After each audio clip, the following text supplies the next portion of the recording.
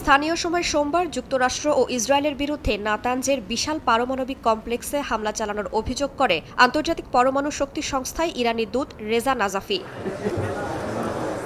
সাংবাদিকদের রেজা নাজাফি জানান, Washington Tel Aviv আবারও ইরানের শান্তিপূর্ণ ও সুরক্ষিত পারমাণবিক স্থাপনায় হামলা চালিয়েছে।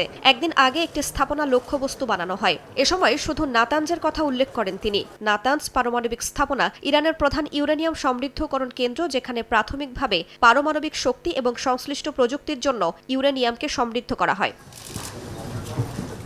ইরানের পারমাণবিক স্থাপনাগুলোর ওপর হামলার নিন্দা জানানোর আহ্বান জানান নাজাফি। বলেন, এসব হামলা আন্তর্জাতিক আইন লঙ্ঘন করেছে এবং আন্তর্জাতিক পরমাণু শক্তি সংস্থা IAEA এর উচিত এই বিষয়ে স্পষ্ট অবস্থান নেওয়া।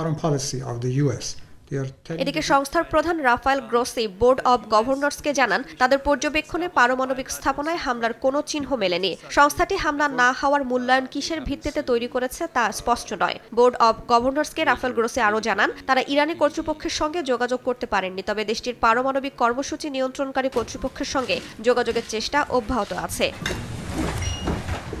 রাইসা জান্নাত, সময় সংবাদ।